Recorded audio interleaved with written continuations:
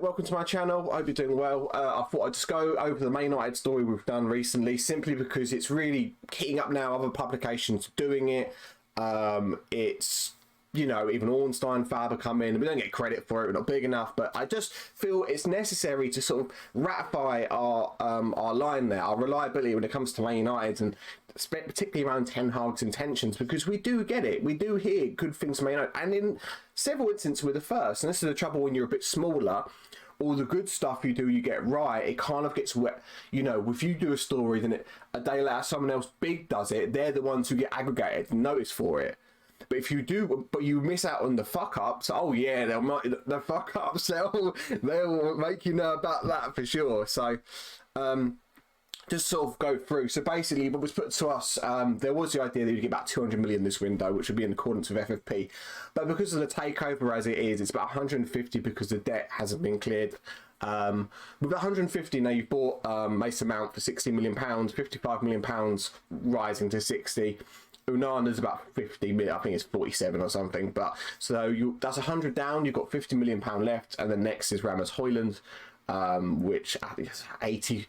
I mean, the Times reported 40 million. It would be 40 million, and then someone said 85 million for him. It won't be 85 million either. Atalanta would rather sell next year because his value will go a bit higher, and that I think he'll be done for around 65 million euro or something like that. So, of course, it's a little bit out of your out of reach, but you're making player sales now. I think you've sold Anthony Aganga's gone. I think there's someone else who's left, and you know more players will start to go. As we said in July of last year, not to sort of brown nose myself, whatever, but it is necessary. I do apologise if it's like a bit unbecoming, but it is necessary. As we said in July next year, when was this? This tweet, 21st of July, 2022. A year and 2 days ago, this was a year and 2 days ago, and this is all happening now. And I got a lot of stick for it at the time. Oh, they're spoof. How do you know? But it's there. Everyone reported that. And then 6 months, the first report started to emerge about all this overhaul, which we reported last year. Comes from. Well, it doesn't matter where it comes from. So yeah, that's going to happen. Just to sort of on this window, the player sales is going to boost you heavily. Now, Man United are very, Højlund, apparently Ten Hag sees him as a versatile attacker in that, you can play on the flank, you can play as 10 perhaps, you can sort of do lots of things with him, but he still wants that traditional number 9. That idea hasn't gone. I think you've seen all the links to, is it Oshingham? They're kind of dying. I don't think he's going to go now, actually, but who knows? But Harry Kane seems to be the one. Indications are, from what we hear, Harry Kane will be very open to moving, and Man United are very confident of getting him. Of course, you go to Bayern Munich, you ask the same question, they're going to say, we're very confident about Harry Kane, etc., etc. So only Harry Kane knows. I think he's just going to weigh up his options. But he still wants that traditional powerhouse number 9. But that will have to be done through player sales. As is revealed everywhere else now, Amrabat is his top target for midfield. It might have come out in the Italian media. I don't know. I feel like I don't put exclusive on many things anymore because it's just like, you're just like, oh yeah, but he said it first. And it's like, do you know what I mean? But Amrabat is the one. But the sale of Fred, the line that was Fred will have to be sold to get Amrabat is now everywhere. And again, we were the first to that. The fact that he would have to go to make room, and it'd be about 25 million, 20 million, which is out everywhere now. As said, if you're too small, and then you report saying a day later, people go over the top of you, then they get aggregated. But when you fuck up, then you get remembered for the fuck ups. Of course, people like to beat you with a stick if you get it wrong. Like, oh, you said this. So yeah, after Højlund, Amrabat will be it. That's the intention anyway. After that's sorted out through the sale of Fred, I don't think McTominay will go. He's going to go this window, isn't he? And that's like 35 million probably. Martial's going to recruit about 30 million pounds. So that's the hope anyway. Anthony Martial, and then so you sell him for Fred and stuff. Then you sell McTominay, Martial. I don't know who else. Tellez is gone as well. De Gea's on a ridiculous contract, which it can only help.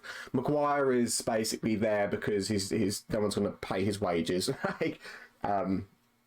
Let's see about Maguire. So, let's say Martial and who's the other guy I mentioned? Oh, my brain's kind of whatever. But I think I mentioned two players of about £30 million. That's £60 million now. So after the Amrabat, you've got about £60 million, and then maybe you can sell one more. You're looking at about £70 million. Now, if Bayern Munich haven't agreed a deal with Harry Kane, it's August, I don't know, the 27th or something. He's still at Spurs. Spurs have now 3-4 days to seal a signing or something like that, to sell him or have to, an unhappy player. I don't know if that's right. You'll be unhappy, but there for another year, they're going to lose him for free next season. It's just a big cloud hanging over their head. You just wonder, Man United feel there could be a deal to be done there at £70 million. I saw, in terms of sources and stuff, you may notice sometimes there's like a wave of like briefings and stuff, which happens when a player, like Nottingham Forest did it the other day. They signed this chap, I can't remember his name, but it was briefed and all the reporters put out at the same time. They bought him, he looks good and stuff. But at Football Transfers and Jack Talbot, we're not the heights of the Times. I mean, you may disagree and stuff, but we're not quite the Times Telegraph, so we don't get that. But we get our sources from, people in and around the club, which aren't actually the official source, the official line, which newspapers get, the official line. They'll brief them. It might be a WhatsApp group. I have no idea, to be honest. I've never been privy to it, but that's how they do it. They'll brief it. So these bigger papers, the traditional way of doing things, and then that's why Fabrizio is as is, and the Ben Jacobs. They're not really. I don't think they get official brief, or maybe Ben Jacobs does, but it comes from agent sides mainly. That's where it comes from. The agents are the ones who give things away. Some agents are like to spin things, some don't. You have to make your mind up on that. So yes, that is Man United. Oh, the Garnacho one, which should have fucking made us really, it's just... I haven't got the tweet there. So basically, we did the story that it was accepted, and that's what we heard. It was accepted. And then it was January 18th, we heard it was done, dusted, the media rollout. But what the issue was, there's the image rights holding it up, and it held it up for another 4 months. And it was like it's just one of those things that if we got that image rights thing, and it was cleared off, and a week later that was wrapped up and it was done, but because the distance was so far that it was, in May, that I think it was, that it was like officially announced, and it's like, yeah, but it's too far gone to like be like, oh yeah, I did that. Do you know what I mean? It's way too far gone. So annoying, the bloody image rights. Yes, so this one actually, keys. I think it's just an interesting bit of information there that we the SCG. Anything else? Yeah, I mean, I mentioned before, I'm not going to keep doing a commentary on the way things are, but I don't like people ripping on people who have helped me tremendously in my career and not being able to say anything. It's just really horrible because you can't say anything because it's almost like PR suicide, basically. And I just think it's just really foul what's been going on recently. And I can't even, go into too much detail about it because it's just, I just can't.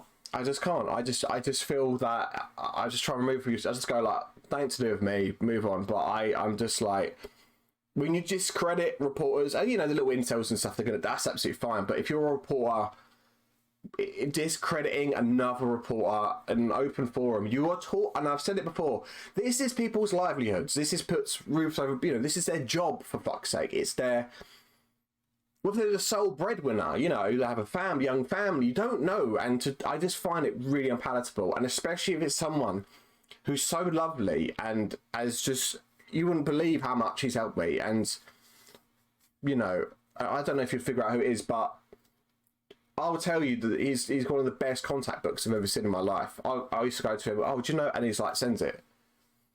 So, and I just find it, but it's fucking whatever. It's just foul and toxic. The whole transfers and stuff, it used to be fun. Now it's just become something else, a different beast. And it's unfortunate it's got that way, but that's just the way of it, I appreciate you guys a lot, and if you hadn't noticed, really, like, I've been a bit more like calmer this window with like stories and I don't know. Getting there, boys. I'm only doing this for 7 months, really. I've only done it for 7 months, really. So, but there's an expectancy to know what you're doing straight away. Like, as I said before, it's not like a job where someone's behind you at a computer and you go, oh, you click this and you do this and you move that there. And then you at 3 o'clock, you're going, you know, it's a job that I got on the basis of some fucking tweets I did. And then I'm just learning it now. Like, I don't fucking know. I try and do my best, though. But yeah, you know, just go and try and be nice to each other online and that, because people have to deal with it. And yeah, that's it really. What else? Oh, I'm doing a. I don't think it actually might fucking asked about this stuff. Anyway, all right, I'll leave it there, guys. Thanks for tuning in. Drop us a sub and that. Lots more videos coming up. The streams will be back. You know, lots and lots of content this season. I really want to focus on this channel a great deal and see where it can get to in, like, I don't know, 9 months or something. All right, end a bit. Cheers.